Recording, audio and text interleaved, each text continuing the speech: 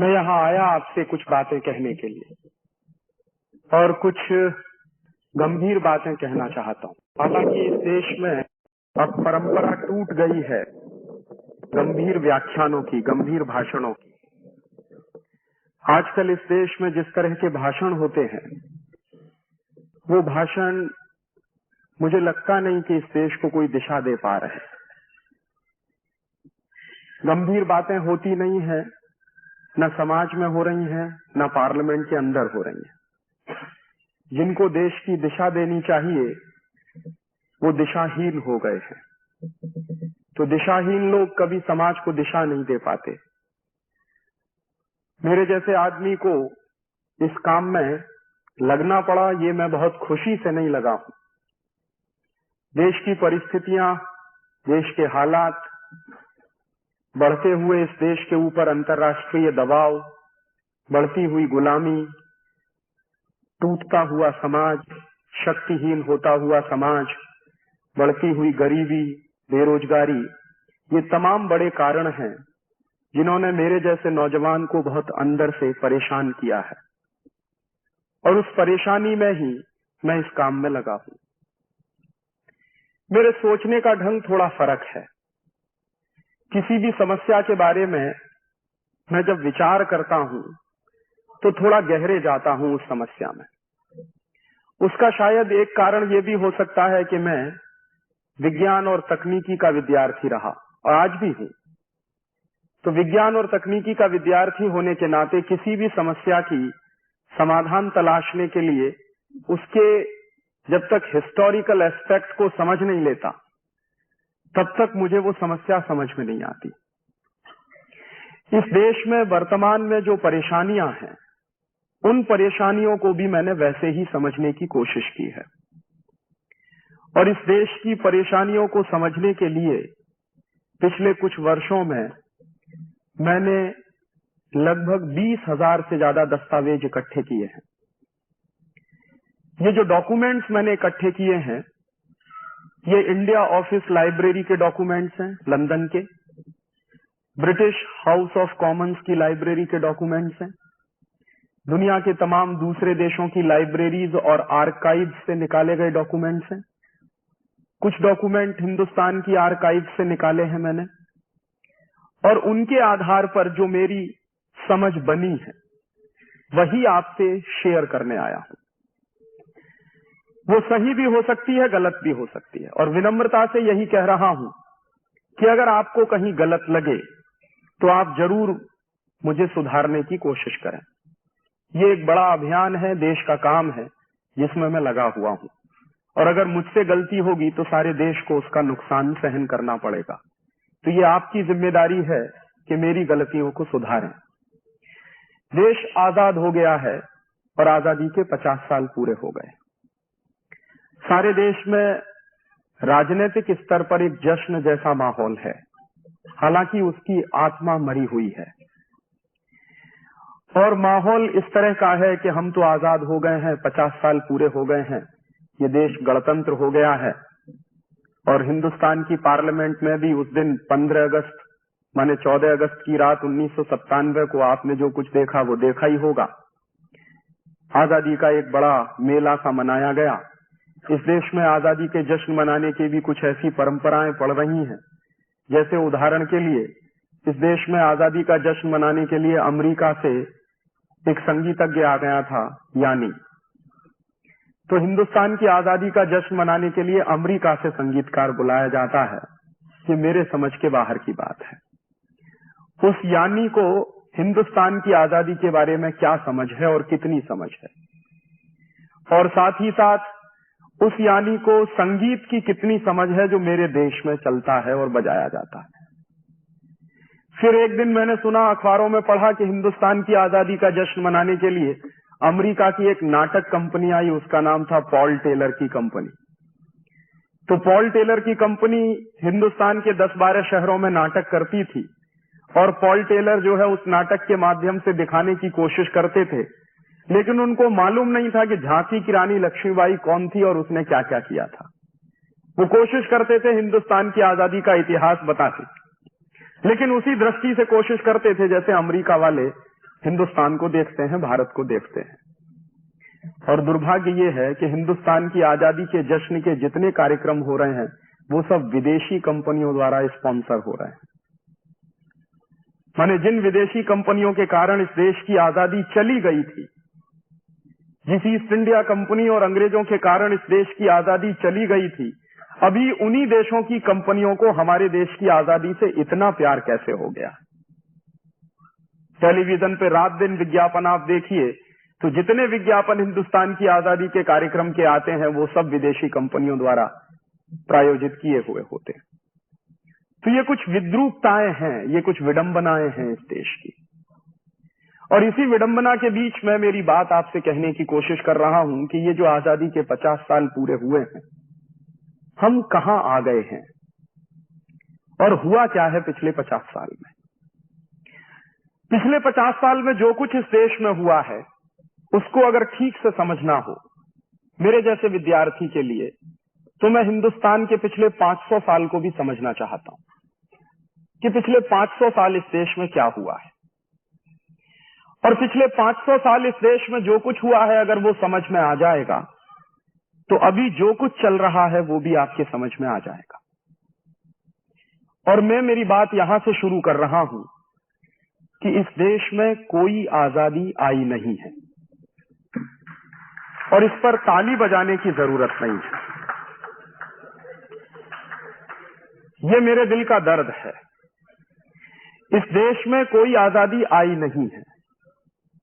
ये देश अभी भी उतना ही गुलाम है जितना कि अंग्रेजों के जमाने में था। और कई बार मैं इस बात को एक कदम आगे जाके कहता हूं कि ये देश इस समय अंग्रेजों के जमाने से ज्यादा गुलाम है। देश की व्यवस्थाएं अंग्रेजों के जमाने से ज्यादा गुलाम हैं। तो प्लानिंग के 3 चरण निर्धारित किए गए हैं।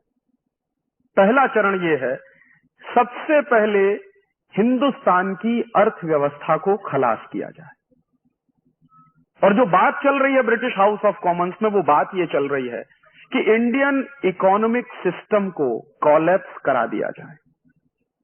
और इंडियन इकोनॉमिक सिस्टम जब कॉलेप्स हो जाएगा तो हिंदुस्तान के व्यापारी, हिंदुस्तान के उद्योगपति, हिंदुस्तान के पूंजीपति सब खलास हो जाएंगे।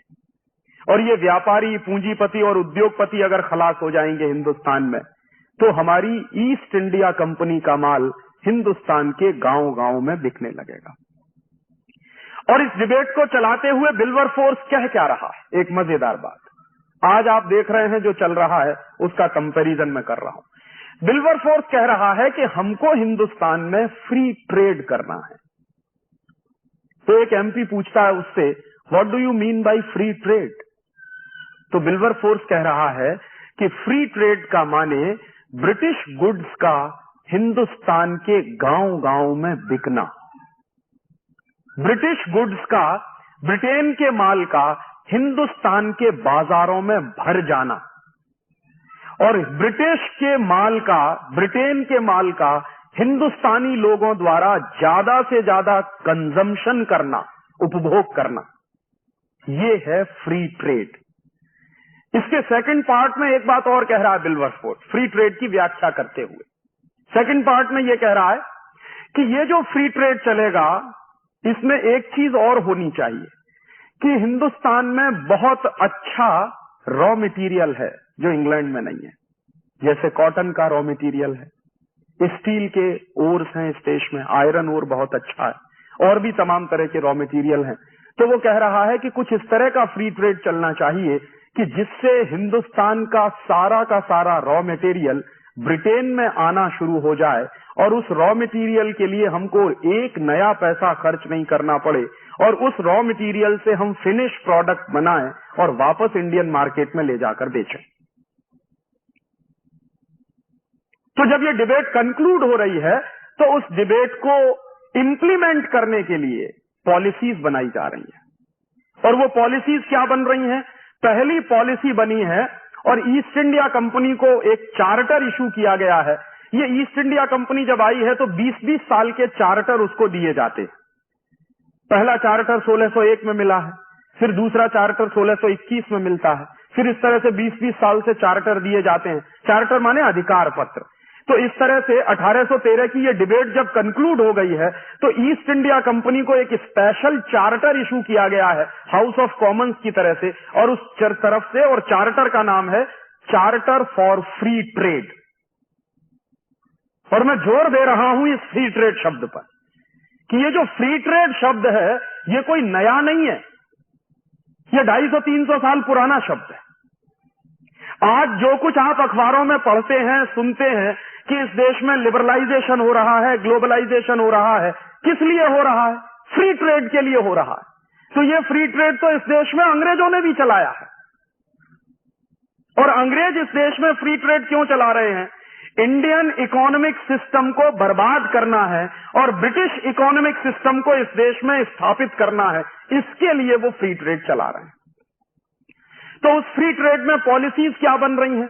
जो सबसे पहली पॉलिसी बनी है कंपनी सरकार की, 1813 में इस देश में कंपनी की सरकार है, ब्रिटेन की सरकार नहीं। ब्रिटेन की सरकार आई है 1858 के बाद, रानी की सरकार सीधे 1858 के बाद आई है। उसके पहले कंपनी की सरकार है, माने ईस्ट इंडिया कंपनी की सरकार है।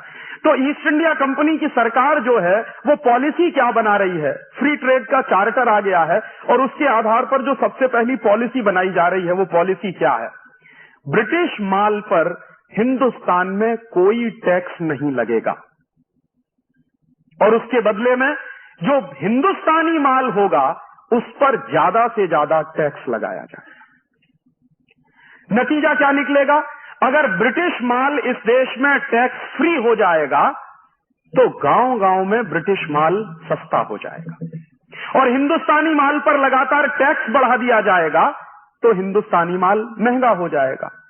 तो स्वदेशी माल महंगा हो जाएगा और विदेशी माल सस्ता हो जाएगा। इसके लिए पॉलिसी बनाई है कंपनी सरकार ने, जिसको कहा गया है चार्टर फॉर फ्री ट्रेड, और उसके तहत इस देश में अंग्रेज कुछ कानून बना रहे हैं। कानून क्या बना रहे हैं? ब्रिटेन के माल पर तो टैक्स हटा दिया पूरी तरह से और कोई इंपोर्ट ड्यूटी नहीं लगेगी ब्रिटेन के माल पर, और हिंदुस्तानी माल बनाने वाले लोगों पर सबसे पहला टैक्स लगाया गया central excise and salt tax. और ये अंग्रेजों ने क्यों लगाया है सेंट्रल एक्साइज टैक्स? ताकि हिंदुस्तान में माल बनाने वाले लोगों का माल महंगा हो जाए। तो सेंट्रल एक्साइज टैक्स लगा दिया, माने जो वस्तुएं बन रही हैं उस पर उत्पाद कर, वस्तुओं के उत्पादन पर कर। उसके बाद हिंदुस्तानी व्यापारी उन वस्तुओं को बाजार में बेच रहे हैं तो कंपनी सरकार ने वस्तुओं के बाजार में बेचने पर भी कर लगाया है, जिसको अंग्रेजों ने कहा है सेल्स टैक्स। फिर तीसरा कर कि वस्तुओं के उत्पादन पर कर, वस्तुओं के बाजार में बिकने पर कर, और उन वस्तुओं के बिकने से जो आमदनी आ रही है उस पर भी टैक्स, और उसका नाम अंग्रेजों ने रखा है इनकम टैक्स। तो उत्पादन पे सेंट्रल एक्साइज, बिक्री पर सेल्स टैक्स, बिक्री से होने वाली आमदनी पर इनकम टैक्स। उसके बाद वस्तुओं का आवागमन जो है, ट्रांसपोर्टेशन जो है, उस पर अंग्रेजों ने एक टैक्स लगाया है जिसका नाम है ऑक्ट्रॉय टैक्स, चुंगी नाका। और उसके बाद एक आखिरी टैक्स और लगाया अंग्रेजों ने। अंग्रेजी सरकार क्या करती थी, कंपनी सरकार क्या करती थी कि कहीं कहीं पुल बनाती थी, तो पुल पर से माल लेके जब ट्रक गुजर रहा है तो आपको पुल का कर देना है, क्योंकि हमारी सड़क आप इस्तेमाल कर रहे हैं। तो उसको उन्होंने नाम दिया टोल टैक्स। तो कितने टैक्स लगा दिए अंग्रेजों ने? वस्तुओं के उत्पादन पर सेंट्रल एक्साइज, वस्तुओं की बिक्री पर सेल्स टैक्स, उसके बाद इनकम पर इनकम टैक्स, उसके बाद ट्रांसपोर्टेशन के लिए आपको टोल टैक्स और ऑक्ट्रॉय टैक्स। और ये पांचों टैक्स अंग्रेज लगा रहे हैं इस देश के उद्योगपतियों पर, ताकि इस देश के उद्योगपतियों का नाश किया जाए। और इसके बदले में जितना भी ब्रिटेन से माल आ रहा है इस देश में, उस पर से सारे टैक्स हटा लिए गए हैं, क्योंकि ब्रिटेन का माल इस देश के गांव गांव में उनको बेचना है। नतीजे क्या निकलते हैं? जब ये पांचों के पांचों टैक्स लग जाते हैं, और उस जमाने की बात कर रहा हूं, आज से लगभग 200 साल पहले की, 1844-1850 में, 150 साल पहले की, उस समय मैंने एक दिन हिसाब लगाया कि अंग्रेजी सरकार ने कुल कितना टैक्स लगा दिया हिंदुस्तान के व्यापारियों पर। तो पता चल रहा है कि हर 100 रुपए के व्यापार पर 127 रुपए का टैक्स है। और इस बात की गंभीरता को समझिए कि हर 100 रुपए के व्यापार पर 127 रुपए का टैक्स है। तो एक दिन हाउस ऑफ कॉमन्स में डिबेट चल रही है और एक एमपी कह रहा है कि हिंदुस्तान के व्यापारियों पर इतना टैक्स लगा दिया है, ये सब मर जाएंगे। तो दूसरा एमपी जवाब दे रहा है कि यही हमें करना है। एक दूसरा एमपी खड़ा हो जाता है तो वो कहता है कि दोनों हाथ में लड्डू हैं हमारे, या तो हिंदुस्तानी व्यापारी मर जाएंगे, माने 100 रुपए पर अगर 127 रुपए टैक्स देना पड़ जाए तो या तो वो आदमी मर जाएगा और या वो बेईमान हो जाएगा। और अगर वो बेईमान हो जाएगा तो भी हमारे गुलामी में आ जाएगा और बर्बाद हो जाएगा, तब तो हमारी गुलामी में आने ही वाला है। अब आप ध्यान करिए इन दो बातों को कि इस देश में टैक्सेशन का सिस्टम क्यों लाया जा रहा है, ताकि हिंदुस्तान के व्यापारियों को, पूंजीपतियों को, काम करने वालों को, उत्पादकों को बेईमान बनाया जाए या फिर उनको खलास कर दिया जाए। ईमानदारी से काम करें तो खलास हो जाए और बेईमानी से काम करें तो टैक्स की चोरी करें, और टैक्स की चोरी करें तो हमेशा ब्रिटिश सरकार के अधीन रहें, क्योंकि चोरी करने वाला आदमी कभी आंख में आंख डाल के बात नहीं कर सकता। और इसके लिए फिर उन्होंने डिपार्टमेंट्स बना दिए, income tax department, central excise department, toll tax वाला डिपार्टमेंट, सेल्स टैक्स वाला डिपार्टमेंट, ऑक्ट्रॉय वाला डिपार्टमेंट। और आपको मैं बताऊं कि ये पांचों के पांचों डिपार्टमेंट आज आजादी के 50 साल में भी चल रहे हैं। अंग्रेजों ने इन डिपार्टमेंट्स को बनाया था हिंदुस्तान के व्यापारियों का सत्यानाश करने के लिए। तो मुझे लगता था कि जब 1947 में इस देश में आजादी आई तो अंग्रेजों द्वारा बनाए गए ये पांचों डिपार्टमेंट्स बंद कर देने चाहिए थे, लेकिन वो आज भी चल रहे हैं। और उसी दौर की एक जानकारी और दूं कि अंग्रेजों ने सबसे पहले जब इनकम टैक्स लगाया तो उसकी रेट क्या है, कितना इनकम टैक्स देना पड़ता है।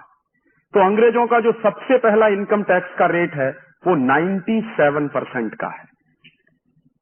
माने 100 रुपए की इनकम है तो 97 रुपए का टैक्स आपको देना पड़ेगा, माने सिर्फ 3 रुपया आपको मिलेगा। और आपको शायद ये मालूम होगा, कुछ बुजुर्ग यहां बैठे होंगे इस सभा में, आजादी के 1947 के बाद कम से कम 20-25 साल तक इनकम टैक्स इस देश में 97% लगता रहा है। आजादी के बाद की बात कर रहा हूं। 1970-72 तक 97% ही इनकम टैक्स लगता रहा है इस देश में, जबकि आजादी आ गई थी 1947 में। तो मेरा सबसे पहला और गंभीर प्रश्न यह है कि जो टैक्सेशन का स्ट्रक्चर अंग्रेजों ने बनाया, वही टैक्सेशन का स्ट्रक्चर इस समय देश में चल रहा है। अंग्रेजों ने क्यों बनाया? हिंदुस्तानी व्यापारियों को बर्बाद करने के लिए, और हिंदुस्तानी व्यापारी बर्बाद हुए। 1835-1840 में इस देश की क्या स्थिति है व्यापार के क्षेत्र में, उसका एक आंकड़ा है, और ये आंकड़ा statistics British house of Commons की डिबेट से मैंने निकाला। हाउस ऑफ कॉमन्स की डिबेट चल रही है तो एक एमपी कह रहा है कि हिंदुस्तान का व्यापार है कितना पूरी दुनिया में। तो एक सर्वे किया है, और वो सर्वे किया है कई यहाँ के रेवेन्यू ऑफिसर्स हैं जो ब्रिटेन की सरकार के यहाँ पर पोस्टेड हैं, और उनका एक हेड है, हेड ऑफिसर, जिसका नाम है विलियम एडम। तो विलियम एडम कई रेवेन्यू कलेक्शन के ऑफिसर्स को लगाता है सर्वे के काम में, पता लगाओ कि हिंदुस्तान का टोटल ट्रेड कितना। तो उसका आंकड़ा है 1835-1840 के आसपास, और ये 1850 तक भी चलता रहा है। 1850 के आसपास तक हमारा टोटल ट्रेड सारी दुनिया के ट्रेड का 1/3 है। माने पूरी दुनिया में अगर उस जमाने में $100 बिलियन का ट्रेड चल रहा हो तो $33 बिलियन का ट्रेड अकेले हिंदुस्तान का है। इसको एक दूसरे तरीके से भी कह सकते हैं कि आज से 150 साल पहले इस देश का कुल व्यापार सारी दुनिया के व्यापार का 33% है। और इस बात को एक तीसरे तरीके से ऐसे भी कहा जा सकता है कि 1850 के आसपास तक दुनिया में जो टोटल एक्सपोर्ट हो रहा है उस एक्सपोर्ट में हिंदुस्तान का प्रतिशत 33% है। और आज आजादी के 50 साल के बाद हिंदुस्तान का हिस्सा टोटल वर्ल्ड मार्केट में कितना है जानते? रिजर्व बैंक ऑफ इंडिया के फिगर्स हैं, ये मेरे नहीं। Last year reserve bank of India की रिपोर्ट ये बता रही है कि टोटल वर्ल्ड ट्रेड में हिंदुस्तान का कंट्रीब्यूशन क्या है? 0.01%। हम जब गुलाम हैं अंग्रेजों के और अंग्रेज इस देश का सत्यानाश करने पर तुले हुए हैं और 150 साल पहले की ये बातें हैं, तब इस देश में कोई हाई टेक नहीं है, तथाकथित हाई टेक नहीं। हाई टेक तो है, लेकिन ये जो सो कॉल्ड हाई टेक है वो नहीं है। इंडस्ट्रीज का स्ट्रक्चर भी मेगा स्ट्रक्चर नहीं है, माने मेगा प्रोजेक्ट्स इस देश में नहीं है। तब हमारा टोटल वर्ल्ड मार्केट में कंट्रीब्यूशन 33% है।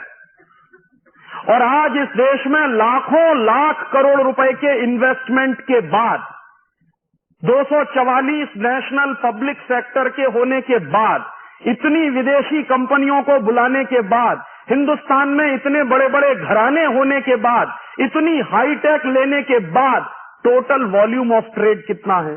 0.01%। तो हम तरक्की की तरफ बढ़ रहे हैं या विनाश की तरफ बढ़ रहे हैं? कहा यह जा रहा है कि आप बहुत तरक्की कर रहे हैं, तो मैं मानता था कि तरक्की होती अगर 33% वाला ट्रेड हमारा 50% हो गया होता, 70% हो गया होता, तो मानता कि हिंदुस्तान ने तरक्की कर ली है। लेकिन ये तो घट के 0.01% पे आ गया। तो हम तरक्की कर रहे हैं या कहीं पीछे की तरफ जा रहे हैं? और इसी के साथ याद आ गई एक बात, तो बता रहा हूं। विलियम एडम ने जो सर्वे कराया है, उस सर्वे में कुछ ऐसे आश्चर्यजनक तथ्य हैं जो आप सुनेंगे तो चकरा जाएंगे। विलियम एडम अपनी रिपोर्ट में लिख रहा है कि 1835-1840 के आसपास हिंदुस्तान में स्टील बनाने वाली 10,000 फैक्ट्रियां हैं, आज से 150 साल पहले। और वो जो 10,000 स्टील बनाने वाली फैक्ट्रियां हैं, उनमें जो स्टील बनता है 1850 के आसपास, वो स्टील इस क्वालिटी का है कि आप उसको वर्षों वर्षों तक पानी में पड़ा रहने दीजिए, उस पर जंग नहीं लग सकता। वो मेहरौली का खंभा सैकड़ों साल से खड़ा हुआ है, उस पर 1% भी कहीं जंग नहीं है। और आज आधुनिक टेक्नोलॉजी से बनने वाले किसी भी स्टील को आप अपने आंगन में फेंक दीजिए, 3 महीने बारिश में उसको पड़ा रहने दीजिए, मैं चैलेंज से कहता हूं उस पर जंग लग जाएगा। 150 साल पहले स्टील बन रहा है इस देश में, तो उस पर 1% का जंग नहीं लगता, वर्षों वर्षों तक ऐसे ही है। और 10,000 फैक्ट्रियां स्टील बना रही हैं, और टोटल प्रोडक्शन ऑफ स्टील कितना है उस जमाने में, ये सुनेंगे तो और आश्चर्य करेंगे। टोटल स्टील प्रोडक्शन है 1850 में हिंदुस्तान का एक साल का करीब करीब 80 से 90 लाख टन एक साल का। और आज जानते हैं कितना स्टील प्रोडक्शन है इस समय देश में? मुश्किल से 72 से 75 लाख टन। इतने मेगा प्रोजेक्ट्स हैं, इतना हैवी इन्वेस्टमेंट है, इतने बड़े बड़े सफेद हाथी हमने खड़े किए हुए हैं, तब स्टील प्रोडक्शन है 70 लाख टन के आसपास। और उस जमाने में 10,000 स्टील बनाने की फैक्ट्रियां हैं, तो उनका स्टील प्रोडक्शन है करीब 80 से 90 लाख टन। और हिंदुस्तान 1850 में स्टील एक्सपोर्टिंग कंट्री रहा है। और ये दस्तावेज ब्रिटेन के पार्लियामेंट के हैं, जब एक एमपी कह रहा है कि ईस्ट इंडिया कंपनी के जितने जहाज बनाए गए हैं, वो सब हिंदुस्तान के स्टील को इंपोर्ट करके बनाए गए हैं। और उस जमाने में 1850 के आसपास सबसे बढ़िया जो स्टील बनता है वो हिंदुस्तान में बनता है, या फिर एक दूसरा देश है डेनमार्क में बनता है। तो डेनिश स्टील जो माना जाता है वो इंडियन स्टील से उस जमाने में 19 है, और इंडियन स्टील डेनिश स्टील से 21 है। और अगर 10,000 स्टील बनाने के कारखाने हैं और इतना बड़ा स्टील के उत्पादन का तंत्र है, तो जरूर कोई ना कोई जबरदस्त हाईटेक रहा होगा इस देश में। ये एक अलग बात है कि हम उसको जानते नहीं, क्योंकि अंग्रेजों ने वो दस्तावेज नष्ट कर दिए। और उन्हीं अंग्रेजों के दस्तावेजों के कुछ दूसरे हिस्से हैं जिनके आधार पर पता चला है कि हिंदुस्तान में सबसे ज्यादा स्टील प्रोडक्शन होता था 1850 के आसपास सरगुजा में, सरगुजा मध्य प्रदेश का एक इलाका है। इस पूरे सरगुजा में स्टील बनाने के सबसे ज्यादा कारखाने रहे। और सरगुजा में स्टील बनाने के कारखाने क्यों रहे? तो ये बात सब जानते हैं कि सरगुजा में आयरन ओर सबसे ज्यादा है। मध्य प्रदेश का जो इलाका है सरगुजा, उसमें आयरन ओर सबसे ज्यादा है, इसलिए उस जमाने में सबसे ज्यादा स्टील बनाने के कारखाने हैं। और स्टील बनाने का काम कौन करते हैं वहां? तो जिनको आप ट्राइबल्स पीपुल कहते हैं, वो उस जमाने के सबसे बड़े स्टील प्रोड्यूसर लोग हैं, जिनको हम मानते हैं कि ये तो पढ़े लिखे नहीं है, क्योंकि इनके पास डिग्री नहीं है, क्योंकि इन्होंने बीटेक नहीं किया, क्योंकि इन्होंने एमटेक नहीं किया, क्योंकि इन्होंने पीएचडी नहीं किया। लेकिन सच्चाई यह है कि हिंदुस्तान के सबसे बड़े स्टील प्रोड्यूसर हैं वो। और अभी भी सरगुजा के इलाके में, मैंने तो मेरी आंखों से देखा है, आज भी आजादी के 50 साल बाद भी कुछ लोग बचे हैं जो स्टील बनाने की टेक्नोलॉजी जानते हैं। लेकिन दुर्भाग्य यह है कि वो टेक्नोलॉजी आगे तक पहुंच नहीं रही है। वो टेक्नोलॉजी खत्म कैसे हुई? अंग्रेजों ने ये हिंदुस्तान के स्टील बनाने वाले कारखाने बंद कराए। कैसे बंद हुए? अंग्रेजों ने एक कानून बना दिया। कानून क्या था कि पहले जो स्टील बनाने वाले ट्राइबल्स होते थे, वो जंगलों में से जो खानें होती थी, खदानें होती थी, उनमें से स्टील का रॉ मटेरियल ले आते थे और स्टील बनाते थे उससे। अंग्रेजों ने क्या किया कि एक कानून बना दिया कि कोई भी ट्राइबल खदानों में से ओर नहीं निकाल सकता, और बाकायदा इसको सख्ती से लागू करा दिया। और फिर उन्होंने ये घोषणा कर दी कि खदानों में से अगर और कोई निकालेगा ट्राइबल, तो उसको 40 कोड़े मारने की सजा, और उससे पर भी वो ना मरे तो उसको गोली मार दी जाए। इतना सख्ती से वो कानून इस देश में लागू हो गया।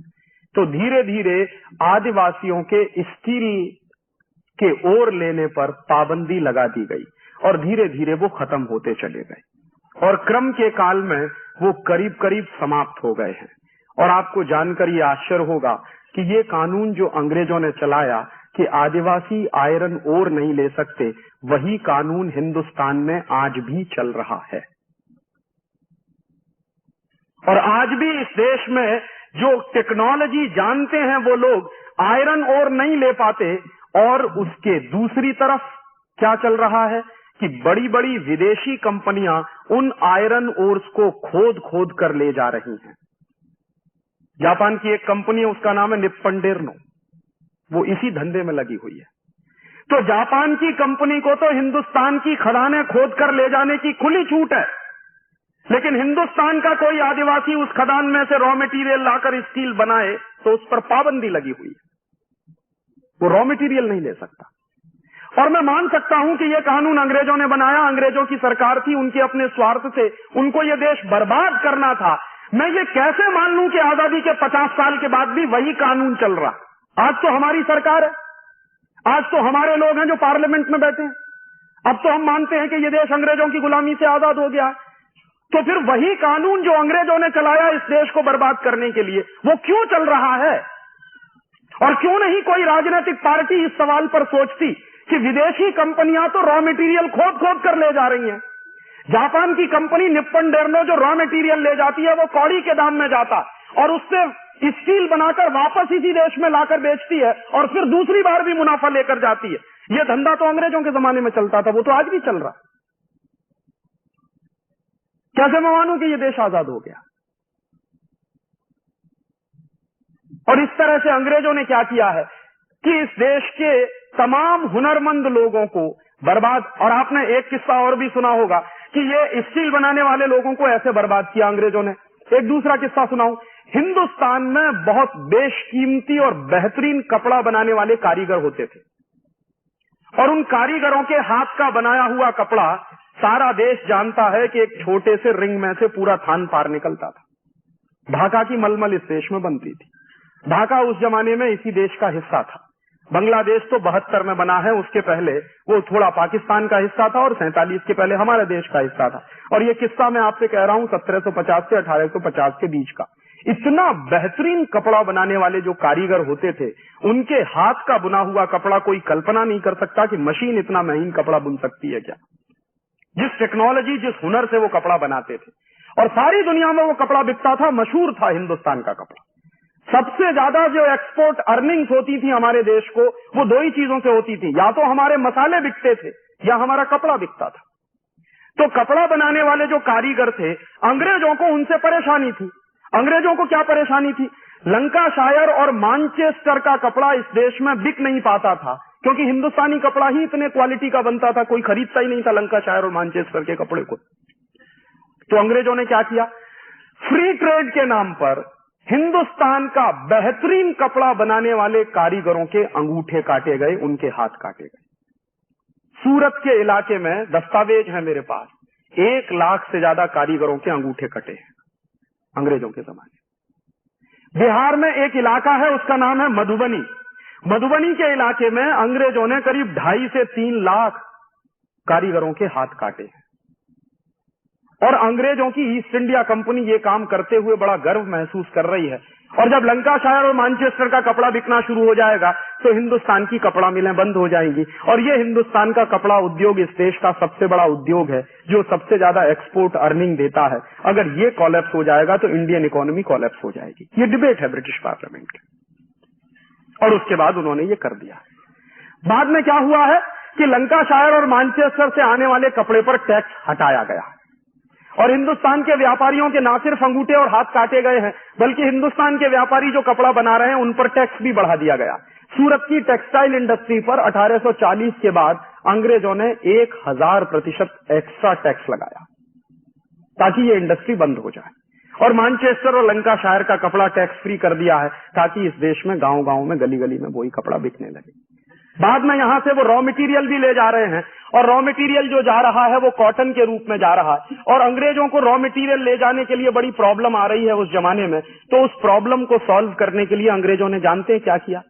रेल चलाई है इस देश में। मेरे बहुत सारे लोग कहते हैं, मेरे दोस्त कहते हैं कि अगर अंग्रेज नहीं आते तो इस देश में रेल नहीं होती। और रेल अंग्रेजों ने चलाई क्यों है? रेल अंग्रेजों ने चलाई है ताकि हिंदुस्तान के गांव गांव से कॉटन इकट्ठा करके रेल में भर के उसको बंबई तक पहुंचाया जाए, और बंबई से पानी के जहाज में भर के लंदन ले जाया जाए। सबसे पहली रेल चली है इस देश में, ये अहमदाबाद बंबई वाली, ये सबसे पुरानी रेलवे लाइन है इस देश की। एक्सपेरिमेंट के रूप में अंग्रेजों ने जो रेल चलाई है वो सबसे पहले चलाई है बंबई से ठाणा के बीच में, लेकिन जब एक्सपेरिमेंट सक्सेसफुल हो गया है तो फिर उन्होंने सबसे पहली रेल चलाई है अहमदाबाद और बंबई के बीच में। ये जो अहमदाबाद और बंबई का पूरा इलाका है, ये सबसे बेस्ट किस्म के कॉटन प्रोड्यूसर एरियाज रहे हैं। तो यहां से क्या होता है, रेल चल रही है, उसमें कॉटन भर भर के यहां आ रहा है बंबई के बंदरगाह पर, और बंबई के बंदरगाह से वो कॉटन जहाजों में भरकर इंग्लैंड जा रहा है। तो जहाजों में जो कॉटन भरकर इंग्लैंड जाता था तो अंग्रेजों को अपने खाली जहाज भेजने पड़ते थे ताकि यहां का कॉटन भर के लंदन जाए। तो अक्सर क्या होता था कि अंग्रेजों के जो जहाज आते थे खाली या खाली, वो कभी कभी डूब जाया करते थे। अक्सर खाली जहाज जो होता है वो समुद्र में डूबने के चांसेस उसके ज्यादा होते हैं। तो अंग्रेजों ने उसकी एक युक्ति निकाली थी कि वहां से जहाज खाली नहीं आना चाहिए, तो अंग्रेज क्या करते थे कि उसमें नमक भर के उस जहाज को हिंदुस्तान में भेजा करते थे, और वो नमक यहां बंबई के बंदरगाह पे निकाल दिया जाता था, और उसमें फिर कॉटन भर के वो जहाज वापस लंदन चला जाता था। नतीजा क्या होने लगा कि अंग्रेजों के जहाज आते थे तो नमक आता था तो नमक का ढेर लग जाता था। तो अंग्रेजों की ईस्ट इंडिया कंपनी को प्रॉब्लम हुई कि इस नमक का करें क्या, तो उन्होंने एक नियम बना दिया कि हिंदुस्तान के गांव गांव में ब्रिटेन का नमक बिकवाना शुरू कर दो। तो इसके लिए उन्होंने क्या किया? इसके लिए उन्होंने ये किया कि हिंदुस्तान में जो अपना नमक बनता था स्वदेशी, उस पर टैक्स लगा दिया, और ब्रिटेन का जो नमक आता था उसको टैक्स फ्री कर दिया। नतीजा क्या निकला कि हिंदुस्तान में अंग्रेजों का गांव गांव में नमक भी बिकने लगा, और ये बात गांधी जी को बर्दाश्त नहीं थी। गांधी जी की उम्र उस जमाने में, ये 1890 की बात मैं कह रहा हूं, मुश्किल से 20-21 साल की उम्र थी। 20-21 साल की उम्र में वो लंदन में थे, और लंदन की एक वेजिटेरियन काउंसिल के मेंबर थे। तो लंदन की वेजिटेरियन काउंसिल के मेंबर की हैसियत से उन्होंने एक लेख लिखा था 1890 में, उसकी फोटोकॉपी मुझे मिल गई है। उस लेख में गांधी जी लिख रहे हैं कि ये अंग्रेज कितने क्रूर हैं, इन्होंने हिंदुस्तानी नमक पर भी टैक्स लगा दिया है, और हिंदुस्तानी नमक पर टैक्स लगा के इन्होंने क्या किया है, गांव गांव में हिंदुस्तानी नमक महंगा हो गया है। और अंग्रेजों की चाल ये है कि उनका जो ब्रिटिश नमक है वो हिंदुस्तान के गांव गांव में बिके। और वो क्या कह रहे हैं? वो कह रहे हैं कि अंग्रेजों के दोनों हाथ में लड्डू हैं। इंडियन नमक पर टैक्स लगा दिया है तो इंडियन नमक महंगा हो गया है, उससे रेवेन्यू कलेक्शन भी बढ़ गया अंग्रेजों का, और ब्रिटेन का नमक गांव गांव में सस्ता हो गया है, उसकी बिक्री से मुनाफा भी हो रहा। और तब गांधी जी कह रहे हैं कि ये तो इतना क्रूर कानून है, इसके खिलाफ तो कुछ होना चाहिए। गांधी जी की उम्र उस समय मुश्किल से 20-21 साल की है, लेकिन उस उम्र में उनके दिमाग में ये मंथन चल रहा है कि कुछ होना चाहिए। और वो मंथन चलते चलते 1930 में नमक सत्याग्रह के रूप में प्रकट हुआ। और गांधी जी ने नमक सत्याग्रह किया क्यों है? गांधी जी ने नमक सत्याग्रह इसलिए किया है कि अंग्रेजों का नमक इस देश में बिक रहा है, इंडियन नमक पर टैक्स लगा हुआ है, हिंदुस्तानी लोगों को नमक बनाने से रोका जाता है, अंग्रेजों के लोग इस देश में नमक बनाते हैं और बेचते हैं। इस कानून को मैं तोड़ूंगा और इसके खिलाफ मुझे सत्याग्रह करना है। गांधी जी के साथ इस सत्याग्रह में आने के लिए कोई तैयार नहीं है, तो गांधी जी कह रहे हैं कि मैं अकेले जाऊंगा। उस जमाने में पंडित मोतीलाल नेहरू गांधी जी को चिढ़ा रहे हैं। और क्या कह रहे हैं पंडित मोतीलाल नेहरू? कि बापू, अगर नमक सत्याग्रह करने से आजादी मिल जाए तो कोई भी आजादी ना ले ले इस देश में। तो मोतीलाल नेहरू को गांधी जी कह रहे हैं कि पंडित, तुम एक बार नमक कानून तोड़कर देखो तो तुमको पता चल जाएगा कि आजादी आती है कि नहीं आती। और इस देश में नमक सत्याग्रह आजादी के प्रतीक के रूप में उभर कर आया। और उस गांधी नाम के व्यक्ति ने दांडी के समुद्र तट पर एक मुट्ठी नमक हाथ में लेकर 6 अप्रैल 1930 को कसम खाई है कि आज के बाद इस देश में अंग्रेजों का नमक नहीं बिकेगा। गांव गांव में, गली गली में अपना नमक हम बनाएंगे, और इसके लिए हमको नमक कानून तोड़ना पड़ेगा तो हम तोड़ेंगे। और उस नमक कानून को तोड़ने में लाखों लाखों लोग जेल गए हैं। पूरे देश में लाखों लाखों लोग अंग्रेजों की लाठीचार्ज से घायल हुए और हजारों लोग उसमें मर गए। बाद में अंग्रेजी सरकार को झुकना पड़ा और वो सारा का सारा वापस किया गया। लेकिन आज मैं आपको दुर्भाग्य से कहूं कि जिस गांधी ने सन 1930 में 6 अप्रैल को एक मुट्ठी नमक हाथ में लेके कसम खाई थी कि इस देश में आज के बाद विदेशी नमक नहीं बिकेगा, उस देश में आजादी के 50 साल के बाद और अन्नपूर्णा।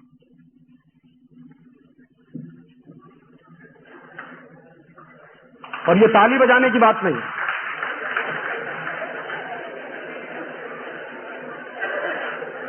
अगर आजादी के पहले अंग्रेजों की सरकार के जमाने में इस देश में अंग्रेजों का नमक बिकता था और उस पर टैक्स लगा के उसको महंगा कर दिया गया था, तो आज आजादी के 50 साल के बाद भी वही दृश्य इस देश में हम देख रहे हैं।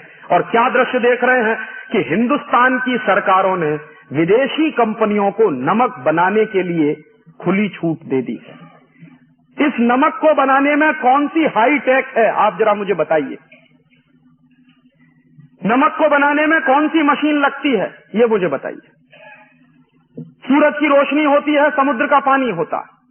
सूरज की रोशनी और समुद्र के पानी के मिलन से नमक बन जाता है और हिंदुस्तान में हजारों साल से ये टेक्नोलॉजी इस्तेमाल होती है। सारी दुनिया के कई देशों में यही टेक्नोलॉजी इस्तेमाल होती है। और इस काम के लिए भी अगर विदेशी कंपनियों को बुलाया जाए तो मैं कैसे मान लूं कि ये देश आजाद हो गया है। और कहीं गांधी जी की आत्मा देखती होगी स्वर्ग से तो 8-8 आंसू रोती होगी कि जिस देश में मैंने नमक सत्याग्रह किया उस विदेशी कंपनी का नमक ना खाया जाए, इसके लिए आज इस देश के लोग बाजार में विदेशी कंपनी का नमक खरीद रहे हैं। शायद हमको मालूम नहीं है हम कितना बड़ा नेशनल क्राइम कर रहे हैं जब ये काम हम कर रहे हैं। और इसलिए मैं मानता नहीं कि ये देश आजाद हो गया है। इस देश में गुलामी के पहले की जो व्यवस्थाएं थी, आजादी के पहले की जो व्यवस्थाएं थी, वही व्यवस्थाएं चल रही हैं। और अंग्रेजों ने इस तरह से इस देश को खलास किया है। एक दो और उदाहरण दूं आपको कि अंग्रेजों के जमाने की व्यवस्थाएं कैसे चल रही हैं। 1865 में अंग्रेजों ने इस देश में एक कानून बना दिया। उस कानून का नाम था इंडियन फॉरेस्ट एक्ट। और ये कानून अंग्रेजों ने क्यों बनाया? ये कानून अंग्रेजों ने बनाया कि हिंदुस्तान में जंगल जो होते थे वो ग्राम समाज की संपत्ति होते थे, गांव सभा की संपत्ति होते थे। तो गांव के लोगों का जंगल पर अधिकार होता था। और जब जंगल गांव समाज की संपत्ति होते थे, ग्राम सभा की संपत्ति होते थे, तो जंगलों की रखवाली करने का काम गांव के लोगों का होता था। और गांव के लोग मानते थे कि ये हमारी प्रॉपर्टी है, तो उस प्रॉपर्टी को सुरक्षित और संरक्षित रखने के उन्होंने 50 तरीके अपनाए थे। हिंदुस्तान में आज भी एक ऐसी जाति है राजस्थान में जिस जाति का नाम है विश्नोई। और एक बार मैं ये विश्नोई जाति के लोगों के गांव में जाके आया। अलवर जिले के आसपास के इलाके में ये विश्नोई जाति के लोग काफी रहते हैं। तो एक बार मैं उनके गांव में गया था व्याख्यान करने के लिए। तो मैंने उनके गांव के सरपंच और मुखिया से कहा कि आप मुझे अपने गांव का इतिहास बताइए पहले, फिर मैं आपसे कुछ कहूंगा। पहले तो मैं आपसे सुनने आया। तो गांव के मुखिया ने बताया कि राजीव भाई, सन 1865 में अंग्रेज सरकार ने हमारे विश्नोई जाति के हजारों लोगों का कत्ल किया। मैंने कहा क्यों? तो उन्होंने बताया कि उसका मतलब ये था कि अंग्रेजों ने एक कानून बनाया था। उस कानून का नाम था फॉरेस्ट एक्ट। तो मेरे समझ में आ गया कि अच्छा, इंडियन फॉरेस्ट एक्ट, हाँ वही कानून। तो मैंने कहा उसमें तो ये कर दिया था अंग्रेजों ने कि जो जंगल गांव समाज की संपत्ति होते थे, उन जंगलों को सरकार की संपत्ति घोषित कर दिया था, एक ही कानून से, एक ही झटके। तो होता क्या था कि सरकार की संपत्ति घोषित होने से पहले अंग्रेज जब जंगलों को काटा करते थे तो अक्सर आदिवासियों के साथ उनके झगड़े होते थे। आदिवासी पेड़ कटने नहीं देते थे, अंग्रेज पेड़ काटते थे। और उस विश्नोई गांव के लोगों ने मुझे बताया कि जब अंग्रेज लोग हमारे यहाँ पेड़ काटने के लिए आते थे तो हमारी महिलाएं पेड़ पकड़ के खड़ी हो जाती थी। पहले महिला का गर्दन कटती थी, उसके बाद पेड़ कटता था। हमारे नौजवान पेड़ पकड़ के खड़े हो जाते थे, पहले नौजवानों का शरीर कटता था, उसके बाद पेड़ कटता था। और हजारों हजारों पेड़ को बचाने के लिए इस तरह से हमारे जाति के लोगों ने कुर्बानियां दी हैं। और ये सब कुछ अंग्रेजों ने किया था 1865 के इंडियन फॉरेस्ट एक्ट के कानून के आधार पर। और 1865 में जैसे ही वो कानून पारित हो गया तो वैसे ही अंग्रेजों ने क्या घोषित कर दिया कि अब पूरे हिंदुस्तान के जो जंगल हैं वो अंग्रेजी सरकार की संपत्ति है। और जब वो सरकार की संपत्ति घोषित हो गए तो सरकार जैसे चाहे उनका इस्तेमाल करे। गांव समाज के लोगों को कोई हक ही नहीं है। उन्होंने हजारों हजारों साल से जंगलों को लगाया है, उन्हीं लोगों का जंगलों पर कोई हक नहीं है जिन्होंने जंगल लगाए हैं, जिन्होंने जंगल खड़े किए हैं। और जिनको जंगलों से कुछ लेना देना नहीं और जो जानते नहीं कि जंगल कैसे लगाए जाते हैं, उनको पेड़ काटने का अधिकार मिल गया, क्योंकि एक्ट बना दिया अंग्रेजों ने। और अंग्रेजों के काम करने का तरीका क्या था कि जब किसी को मारना हो, खलास करना हो, बर्बाद करना हो तो उसके लिए कानून बना दो।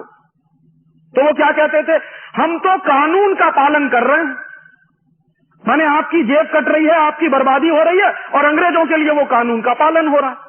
तो 1865 में उन्होंने कानून बना दिया। अब उस कानून के पालन करने के लिए उन्होंने हिंदुस्तान के हजारों हजारों आदिवासियों को मार दिया, क्योंकि वो जंगल बचाने की लड़ाई लड़ते थे। उस कानून में एक प्रोविजन है। प्रोविजन क्या है?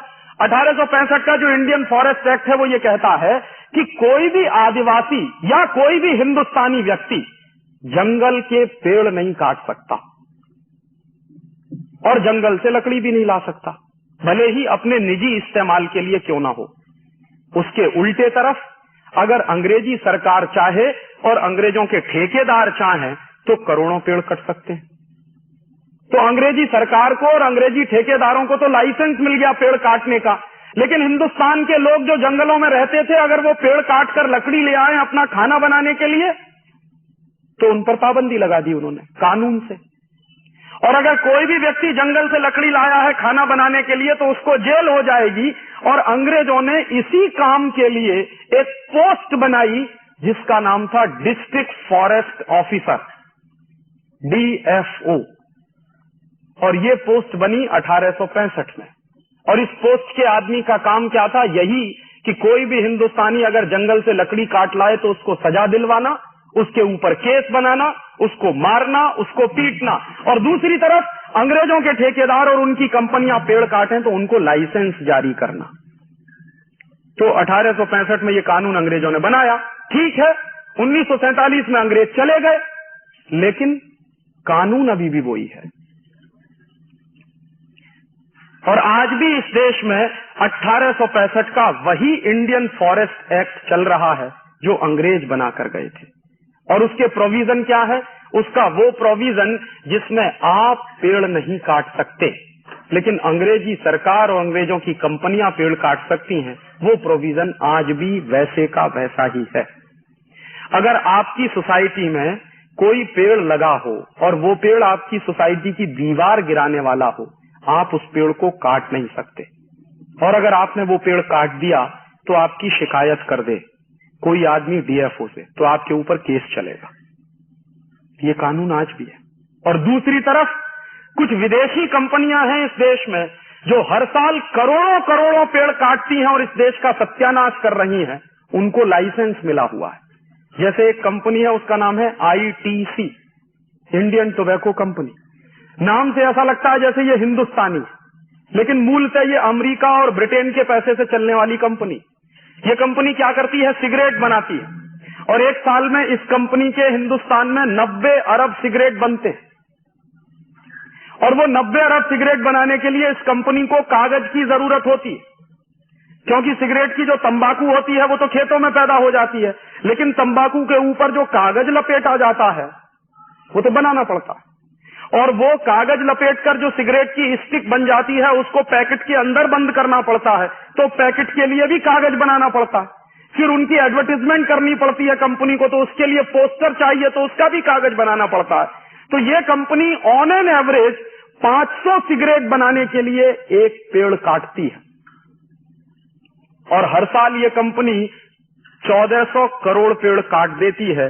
उसको लाइसेंस मिला हुआ है, आप अगर एक पेड़ काटें तो आपको जेल हो जाएगी। ये कानून किसका है? ये कानून अंग्रेजों के जमाने का। क्यों चल रहा है, इसका जवाब कौन देगा? 1947 में हम आजाद हो गए थे, ये कानून खत्म हो जाना चाहिए था, लेकिन क्यों चल रहा है अभी भी ये कानून, आजादी के 50 साल बाद तक?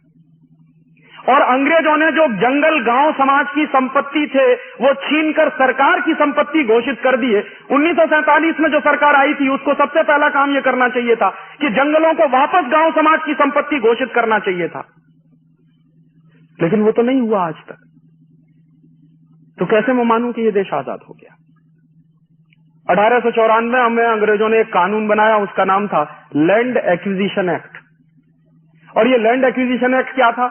गांव गांव के लोगों की जमीन हड़पने के लिए अंग्रेजों को एक कानून की जरूरत थी, क्योंकि अंग्रेजी पुलिस ऑफिसर जो होते थे वो गांव गांव में जाते थे, लोगों को मारते थे, पीटते थे, उनकी जमीन हड़प लेते थे।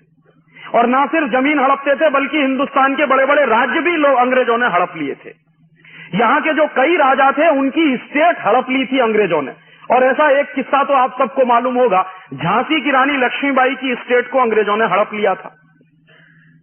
और झांसी की रानी लक्ष्मीबाई की स्टेट को जब अंग्रेजों ने हड़प लिया था तो उसी के लिए झांसी की रानी ने युद्ध किया था। बाद में झांसी की रानी की हत्या कराई थी। इसी देश के कुछ गद्दारों ने मिलकर झांसी की रानी को मरवाया था अंग्रेजों के साथ, उसको धोखे से। और वो गद्दार खानदान इस देश में अभी भी मौजूद है। तो झांसी की रानी की हत्या हुई थी। मामला क्या था कि स्टेट थी झांसी की, उसको हड़प लिया था।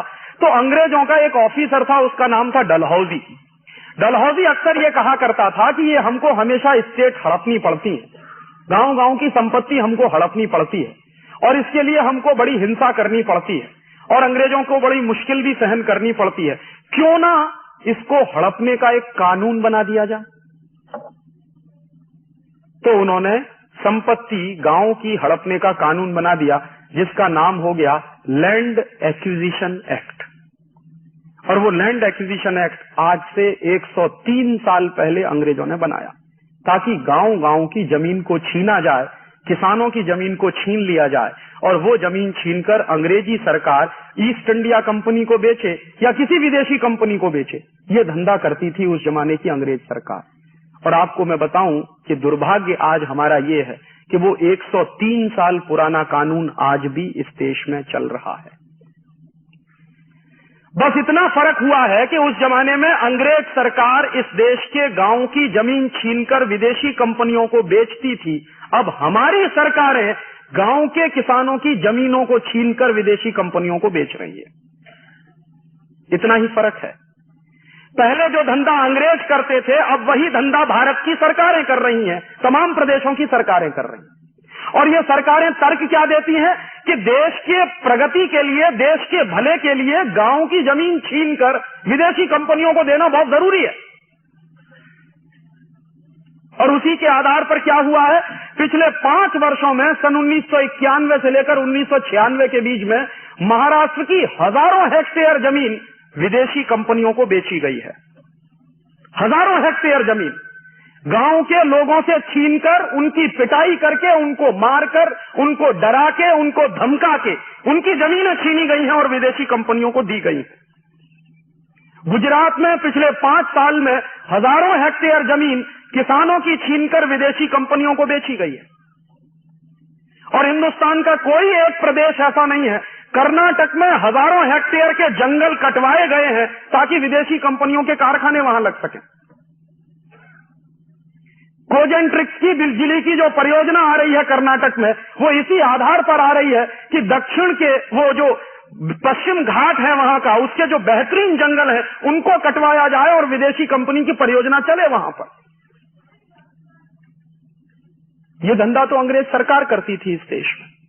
अगर वही धंधा आजादी के 50 साल के बाद हमारी सरकार कर रही है तो इसको मैं अंग्रेजी सरकार कहूं कि हिंदुस्तानी सरकार कहूं?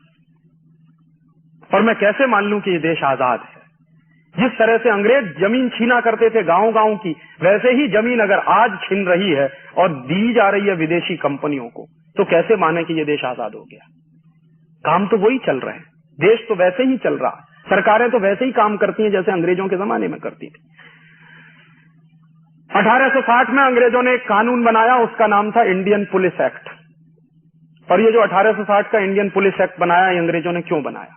इसलिए बनाया कि 1857 में इस देश में क्रांति हो गई थी, विद्रोह हो गया था, बगावत हो गई थी सारे देश में। मंगल पांडे को फांसी की सजा हुई थी बैरकपुर की छावनी में और सारे देश में आग लग गई थी। गांव-गांव में नौजवान खड़े होने लगे थे, युवकों के मंडल आ गए थे और वो युवकों के मंडल फिर अंग्रेजी सरकार के लिए खतरा पैदा करते थे। तो अंग्रेजी सरकार ने हिंदुस्तान के क्रांतिकारियों को पीटने के लिए, मारने के लिए, उन पर गोली चलाने के लिए एक स्पेशल कानून बनाया जिसका नाम था इंडियन पुलिस एक्ट। और उस पुलिस एक्ट में उन्होंने क्या किया कि हर अंग्रेजी सिपाही के हाथ में एक डंडा पकड़ा दिया कि तुम हिंदुस्तानी क्रांतिकारियों पर लाठी चार्ज कर सकते हो। और कानून कैसे बनाया? कानून ऐसे बनाया कि हर अंग्रेजी पुलिस ऑफिसर को, हर अंग्रेजी सिपाही को हिंदुस्तान के क्रांतिकारियों पर लाठी चार्ज करने का अधिकार होता था, जिसको तकनीकी भाषा में मैं कहता हूं कि हर अंग्रेज ऑफिसर को राइट टू ऑफेंस था, लेकिन पिटने वाले को राइट टू डिफेंस नहीं था। और जैसे अंग्रेज सिपाही किसी को पीट रहा है, बदले में अगर वो व्यक्ति जो पीट रहा है वो अंग्रेजी सिपाही को पीट दे, तो केस उस व्यक्ति के ऊपर चलता था जिसने अंग्रेज सिपाही को पीटा, ना कि अंग्रेज सिपाही के ऊपर जो पीट रहा है। इसी को तकनीकी भाषा में कहते हैं कि हर अंग्रेज को राइट टू ऑफेंस था, लेकिन पिटने वाले को राइट टू डिफेंस नहीं था। और इस काम के लिए अंग्रेजों ने हर सिपाही के हाथ में डंडा पकड़ा दिया और उस डंडे के बाद इस देश में दनादन लाठी चार्ज होना शुरू हो गया। और जो कानून अंग्रेजों ने बनाया था 1860 में, वही कानून आज भी चल रहा है इस देश में। और आपको शायद मालूम नहीं होगा कि हिंदुस्तान का हर कांस्टेबल हाथ में डंडा लिए क्यों घूमता है। ये हिंदुस्तान के हर कांस्टेबल के हाथ में डंडा किसने दिया? कानून कौन सा है जो हाथ में वो डंडा लेके घूमता? वो कानून अंग्रेजों के जमाने का है 1860 का। और वो डंडा क्यों दिया? ताकि हिंदुस्तानी लोगों को पीटो, अपने ही भाइयों को पीटो। हमारे बहुत सारे लोग अंग्रेजी सरकार में नौकरी करते थे, अंग्रेजी पुलिस में नौकरी करते थे, तो हिंदुस्तानी अधिकारियों से हिंदुस्तानियों को पिटवाते थे अंग्रेज। अंग्रेज ऑफिसर बाद में आते थे, पहले हिंदुस्तानी भाइयों को पीटते थे। और यह दृश्य मैं मान सकता हूं कि 1860 में चलता होगा जब यह देश गुलाम होगा अंग्रेजों का। आज आजादी के 50 साल के बाद भी अगर वही दृश्य हमको देखने को मिले तो कैसे मैं मानूं कि यह देश आजाद हो गया। और इसी 1860 के इंडियन पुलिस एक्ट के आधार पर, क्योंकि हर अंग्रेजी पुलिस ऑफिसर को राइट टू ऑफेंस होता था और मरने वाले को राइट टू डिफेंस नहीं होता था, इसी आधार पर गोली कांड हुआ था 13 अप्रैल 1919 को जलियांवाला बाग में। और जलियांवाला बाग में जो गोली कांड हुआ था 13 अप्रैल सन 1919 को, उसमें हुआ क्या था? 20,000 क्रांतिकारियों की एक मीटिंग चल रही थी शांतिपूर्वक, जिसमें कहीं कोई उत्तेजना नहीं थी। और एक भी क्रांतिकारी के हाथ में ना लाठी थी, ना डंडा था, ना बंदूक थी, ना पिस्तौल थी, कुछ भी नहीं था। और उन क्रांतिकारियों के ऊपर गोली चलाने का आदेश दिया डायर ने। और डायर ने जिस तरह से गोली चलाई, वो जलियांवाला बाग जिसने देखा हो, मैं तो वहां 3 बार गया। उस में घुसने के लिए बहुत छोटा सा रास्ता है, मुश्किल से 3.5 फीट का रास्ता है, बहुत छोटा।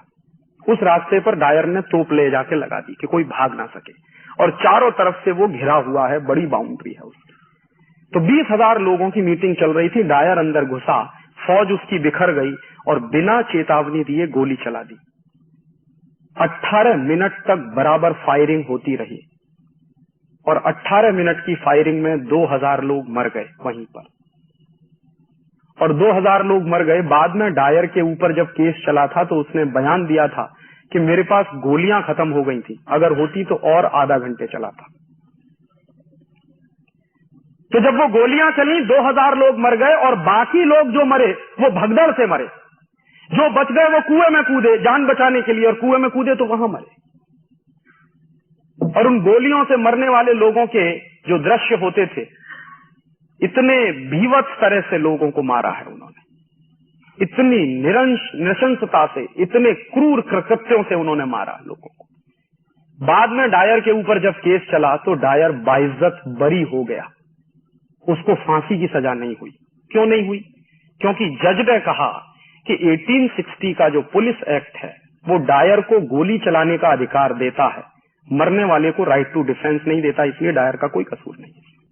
मैं बोलूंगा भारत माता की, आप सब बोलेंगे जय भारत माता की, भारत माता की, भारत माता की, वंदे वंदे वंदे।